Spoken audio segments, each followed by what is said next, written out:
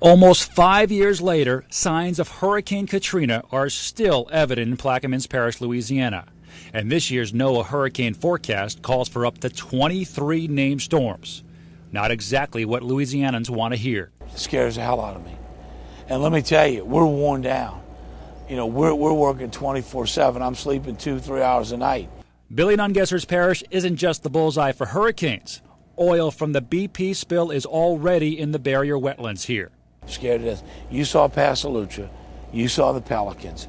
Imagine a storm rolling that oil up and bringing it in here and laying it down. Where we are here. Imagine that black gooky stuff on everything. We'll never clean it up. We will devastate coastal Louisiana forever. That's just the kind of unimaginable devastation that Dauphin Island, Alabama is trying to avoid.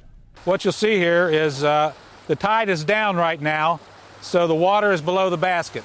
The Alabama National Guard is erecting a 4.5-mile barrier to keep the oil from impacting protected wildlife here.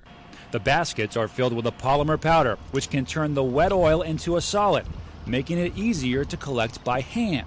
But what happens to these oil barriers if a major hurricane hits? They'll be gone, just like everything else around here, too. That Category 5 will take out the houses and take out every building and structure on this island, probably. We're out in part of the thick oil here in the Gulf of Mexico. What does the oil do for hurricanes? Well, it would have a hard time developing right over the oil because the oil actually suppresses evaporation. But that's actually one of the ways that the water actually cools. So between the lack of evaporation and the darkness of that oil, it actually heats up the Gulf. It's just going to actually feed it, if anything, and bring it on shore and everything with it, including this big mess. More bad news for Plaquemines Parish, which lacks the needed funding and is still waiting for federal approval to reinforce its barrier islands. Nungesser knows his clock is ticking. We got to get this barrier island. This is the only thing that can give us a fighting chance of saving South Louisiana.